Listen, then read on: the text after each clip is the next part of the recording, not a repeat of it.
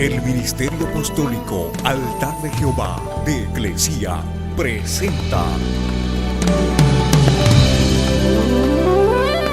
lo mejor del trigo. Apóstol Lourdes Bravo de Villar.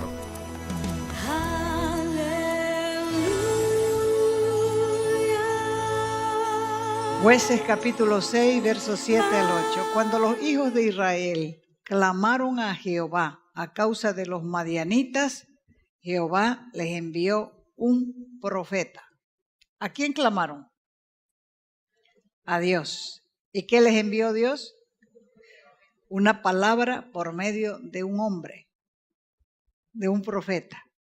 Y este profeta les dijo: así ha dicho Dios de Israel: yo los saqué de Egipto, de la esclavitud, de casa de servidumbre. Al final del libro de Josué, ya el pueblo de Israel se encontraba en la tierra que Jehová les había prometido. Habían sometido a muchos pueblos y habitaban en la zona, pero dejaron pueblos sin someter. Y el problema por el que estaban sufriendo en esa época es porque cuando toda la generación de los mayores murió, se levantó otra generación que no conocía a Jehová ni la obra que él había hecho en Israel.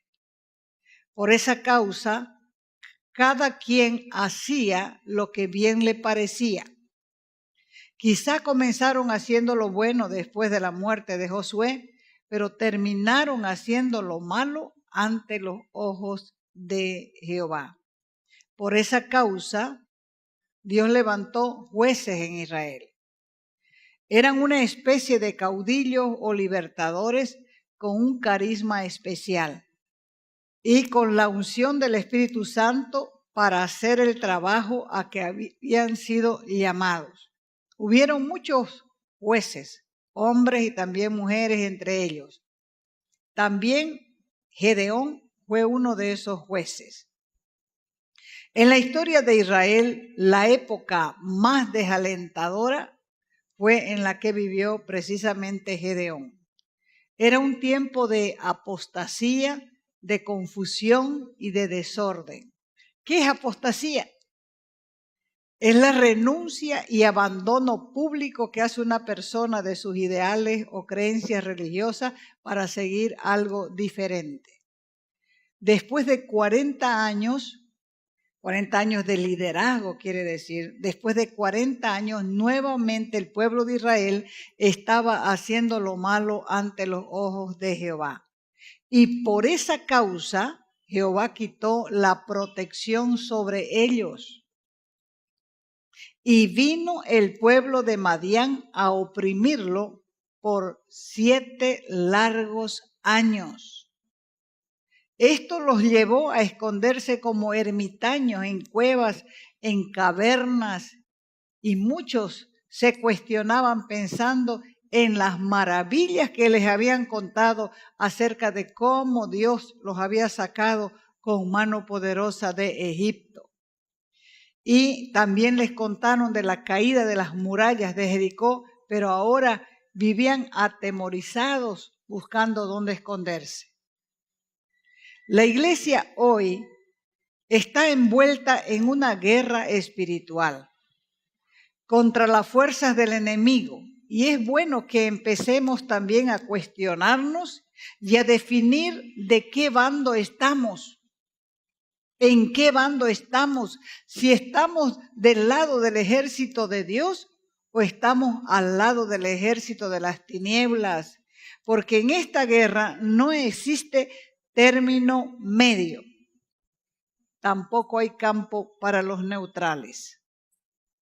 Porque la lucha no es contra seres humanos, sino contra principados, contra potestades, contra gobernadores de las tinieblas de este siglo, contra huestes espirituales de maldad en las regiones celestes.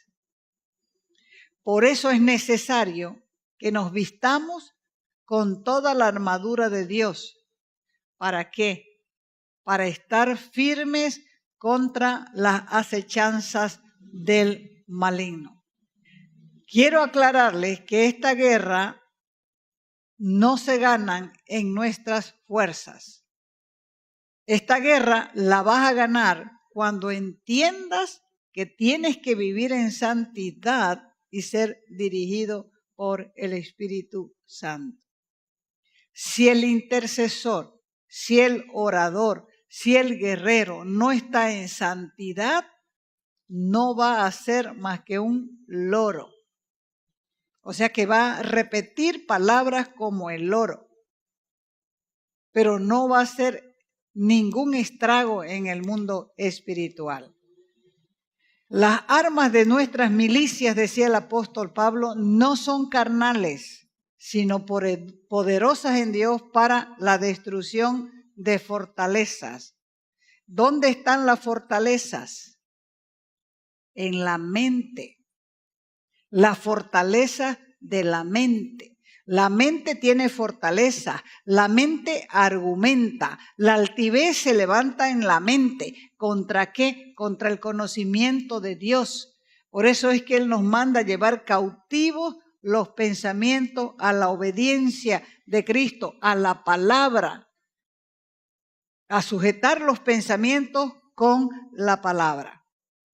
El Señor escuchó el clamor de su pueblo. La crisis era grande en medio del pueblo. Por eso es que Dios llamó a Gedeón para convertirlo en juez y libertador. Cuando le hizo el llamamiento a Gedeón, él estaba sacudiendo el trigo en el lagar. Primero el ángel lo saludó y le dijo: Jehová está contigo, varón esforzado y valiente. Gedeón pensó: ¿qué saludo es este? ¿Dónde están los valientes? Porque él mismo estaba escondido, dice. Y si los valientes y esforzados estaban escondidos, ¿dónde estaba el saldo del pueblo? Todos estaban escondidos porque la fuerza del hombre es inútil para pelear las batallas de Dios. El celo y la humildad de Gedeón la podemos ver porque él estaba consciente de la caída de Israel. Él tenía celo por su pueblo. Y por eso le dice al ángel: ¡ay, Señor mío! Si Jehová está con nosotros, ¿por qué nos ha sobrevenido esto? ¿Y dónde están todas esas maravillas que nuestros padres nos han contado, diciendo que nos sacó de las manos de Egipto? Y ahora nos ha desamparado y nos ha entregado en manos de los madianitas. La gente cuando tiene problemas, lo primero que hace es achacarlo a Dios. ¿Cómo es que Dios está? Y uno mismo también se cuestiona. La gente dice: ¿cómo es que Dios está con ellos? Mira, enfermos. Para los que se cuestionan así, van a ir a leer el libro de Job. No hay otra. Gedeón conoce la historia de Dios, pero no conoce a Dios. Conoce que lo sacaron de la esclavitud de Egipto con las plagas grandes y maravillosas. Dios demostró su poder. Conoce la caída de las murallas de Jericó para entrar en la tierra prometida, pero no conoce a Dios. Se dolía por el estado de postración del pueblo y sus palabras brotaban como un pedido de auxilio. ¿Por qué? Porque él estaba mirando y estaba consciente del problema. Tenía dolor de la condición de su pueblo. Y también estaba de acuerdo que si era Dios el que los disciplinaba, tenía razón. Muchos conocen a Dios de oídas. Y Dios se manifiesta a aquellos que esperan en su salvación y que no se conforman con las cosas como están. El que crece es el que no se conforma como está. Llegó a un nivel, pero no está conforme, quiere más. Llegó a otro nivel, no está conforme, quiere más. porque sabe que en Dios siempre hay más. Así que él no estaba derrotado en su pensamiento, aunque los demás estaban derrotados. Él no se conformaba con lo malo, aunque estaba rodeado del mal. Le dolía lo que estaba sufriendo el pueblo. Y Dios probó el corazón de Gedeón diciéndole: anda con esta tu fuerza y salvarás a Israel de las manos de los madianitas. ¿No te envío yo? El Señor lo está animando a que use su fuerza. Pero si Gedeón hubiera confiado en sí mismo, hubiera dicho: sí, Señor, iré. Pero más bien, él dijo algo diferente. Él sabía que Jehová es Jehová Nishi, que quiere decir nuestra bandera, nuestro estandarte. Él levanta bandera contra nuestro enemigo. Como dice Isaías, no hay por qué temer a los ataques del enemigo, porque mayor es el que está en nosotros que el que está en el mundo. Y si Dios es por nosotros, ¿quién contra nosotros?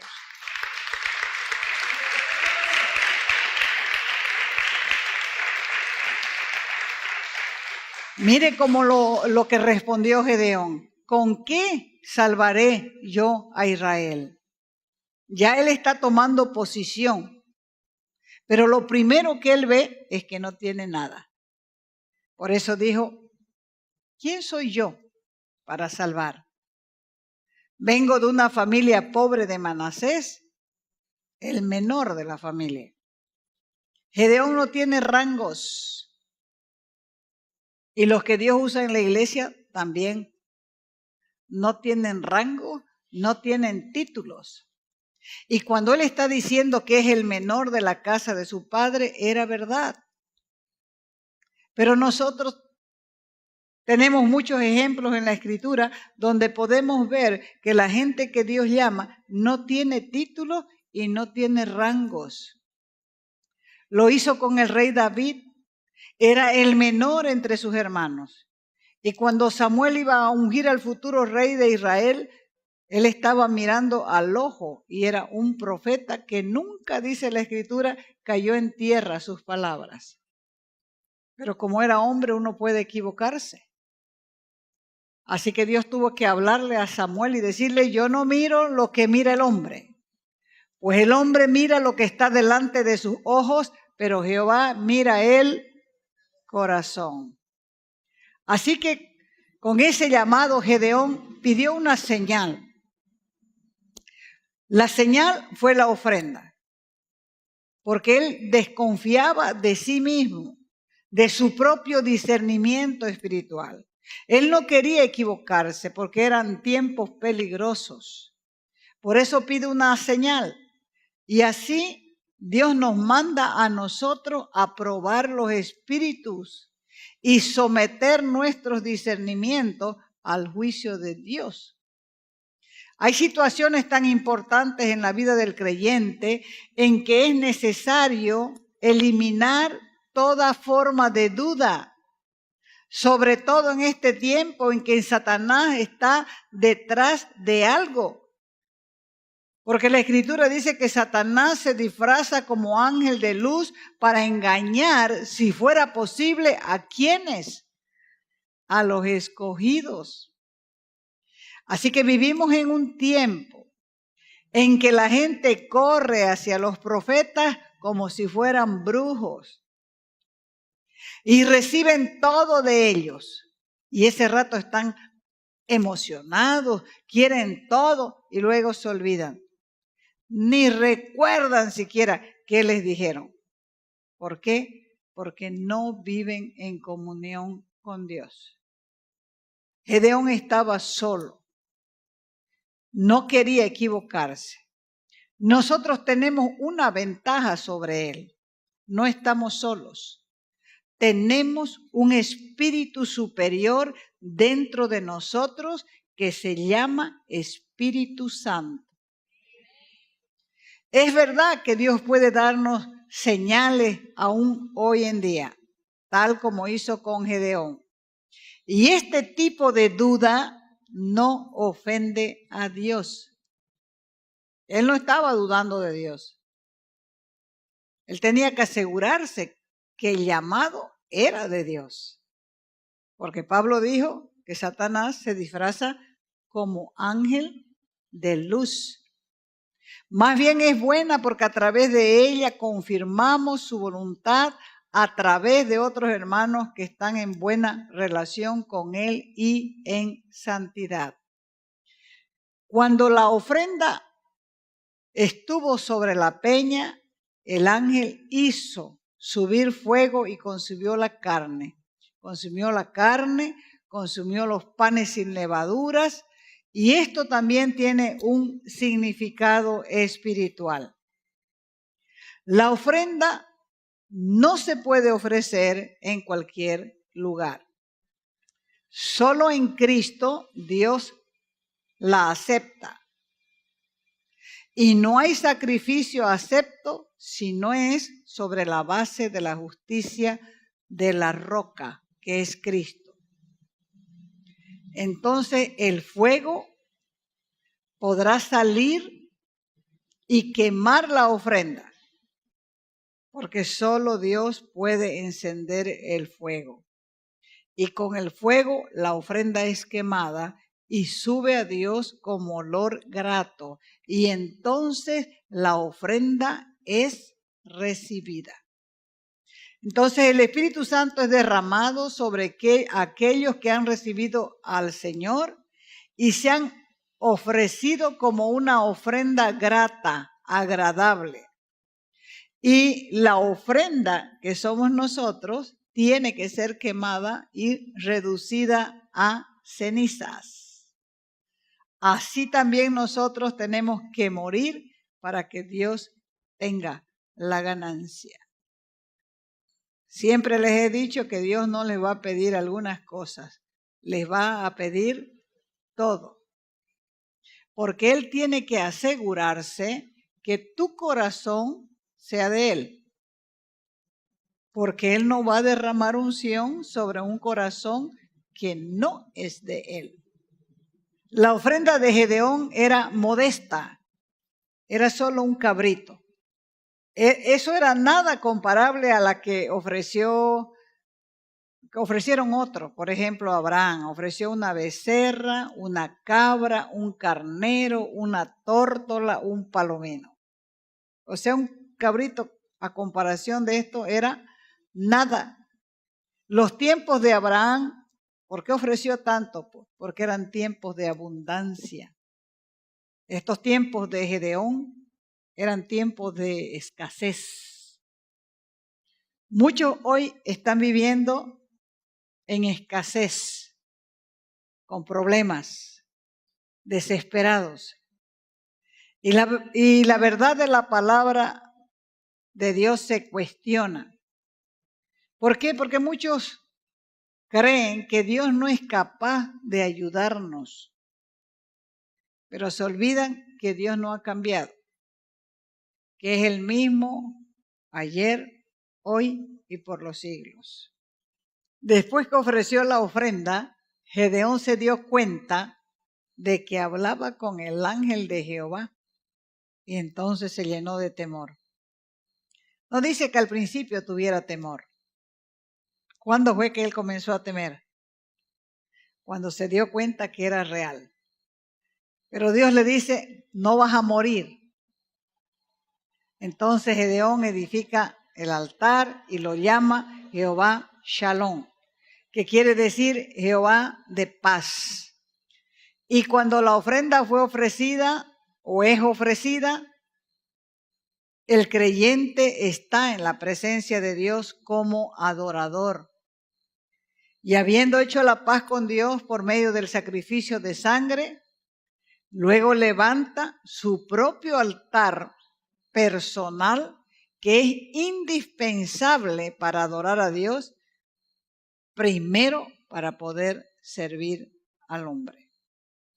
Entonces, los creyentes pasan por muchas pruebas. para poder subir de nivel en el espíritu. Cada palabra que nosotros hablemos y cada promesa que le hagamos a Dios, Él la va a aprobar. Si bien el Espíritu Santo permanece en nosotros desde cuando creímos, sin mediar requisito alguno, la unción del Espíritu nos capacita para el servicio, pero viene después. Esa misma noche, después del sacrificio que hizo Gedeón, cuando él ya estaba seguro que era Dios el que le había hablado, viene una nueva orden para él. Dios lo ordena y le dice: vas a derribar el altar de Baal. Vas a cortar la imagen de acera que está en la casa de tu padre. Y vas a levantar un altar a Jehová en la cumbre del peñasco. Vas a cortar la acera, porque acera era de palo. Era un ídolo de madera. Y con esa madera vas a ofrecer un sacrificio en altar. Entonces se da cuenta que Dios sabía lo que estaba haciendo el pueblo. Incluso en la casa de su padre, del padre de Gedeón, porque era en la casa paterna donde estaba la imagen de la diosa Acera. Y por esa causa la nación entera estaba siendo disciplinada por Dios. ¿Por mano de quién? De Madián. ¿Cuál es el ídolo que tienes oculto en tu corazón? El ídolo que tengas en tu corazón, Dios lo conoce. A veces es una mujer. A veces es un hombre. A veces son tus hijos. A veces son tus negocios, tu dinero, tu trabajo. ¿Qué es lo que ocupa el primer lugar en tu corazón? Dios quiere ser el primero. Y esta es la causa de por qué el pueblo, hijos y no hijos, viven en opresión. Viven bajo una dictadura, bajo un caudillaje, porque Dios no acepta ser prefigurado, representado en imágenes. La idolatría está condenada, castigada, sancionada y prohibida en la Biblia. Y eso debería ser suficiente. Y un ídolo es todo aquello que nos hace quitar la vista de Dios y que ocupa el primer lugar en el corazón del hombre, sea cosa o sea personas. Pablo nos exhorta precisamente a huir de la idolatría. Primera de Corintios 10:14 dice: por tanto, amados míos, huyan, escapen de la idolatría. Y el apóstol Juan también en Primera de Juan 5:21 dijo: hijos, aléjense de los ídolos. Porque cuando se superpone algo a Dios, eso es un ídolo.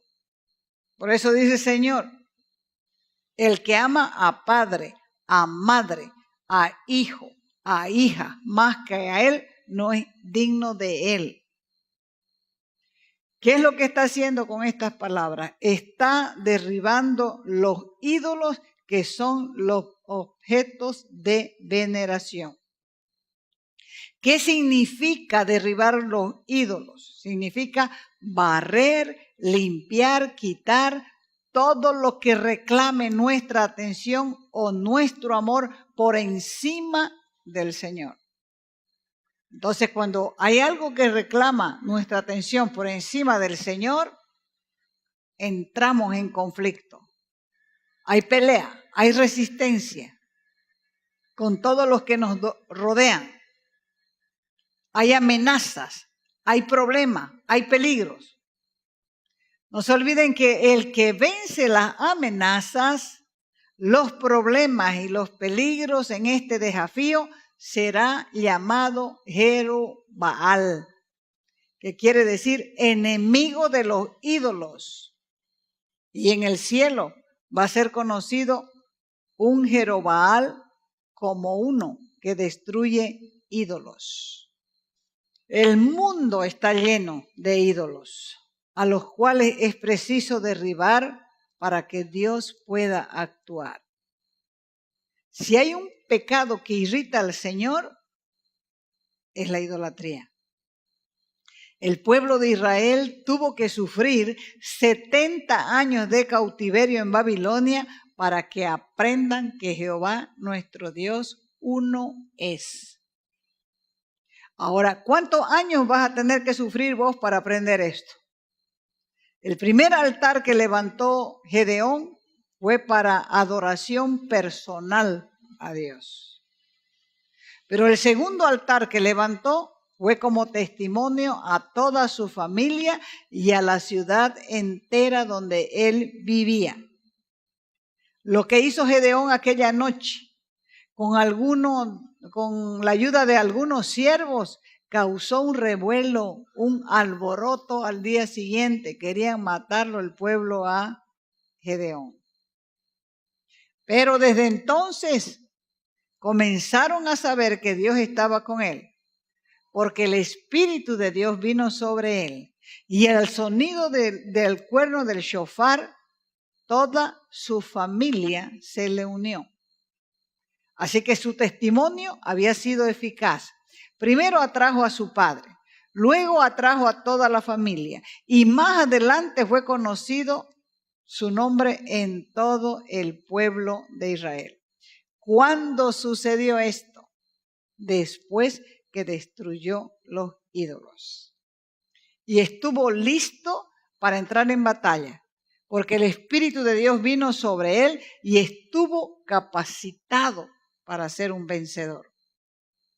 ¿Quiénes pueden entrar en las batallas de Dios?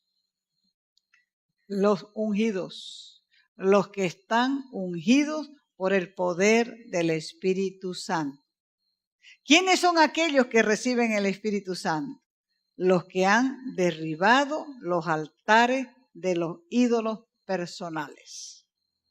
Así que, ¿qué es lo que tenemos que hacer? Tenemos que levantar el altar de nuestro corazón personal y quitar todo lo que a Dios no le agrade. Solo así va a ser vencido el enemigo, porque su derrota está condicionada a nuestra consagración. Bien, inclinen sus cabezas. Padre, te damos gracias, Señor, porque tú nos has enseñado hoy que nuestra victoria está condicionada a nuestra consagración. Ayúdanos a destruir todos los ídolos de nuestro corazón. Quiero que tú, que escudriñas el corazón de cada persona, escudriñes mi propio corazón y me muestres qué ídolo tengo oculto ahí. ¿Qué es lo que está ocupando el lugar que te pertenece a ti? Ayúdame, Señor. Ayúdame, porque yo no quiero vivir engañado, Señor. Tu palabra dice, ¿quién puede entender sus propios errores? Y es verdad, Dios. Nadie puede entender sus propios errores a menos que tú les muestres. Y hoy, como Gedeón, quiero ofrecer mi corazón, Señor, en un altar. Quiero ofrecer mi corazón como consagración a un nuevo tiempo contigo. Gracias por tu sangre, Señor, y gracias por el perdón. En el nombre de Jesús, Padre, te lo agradezco. Amén.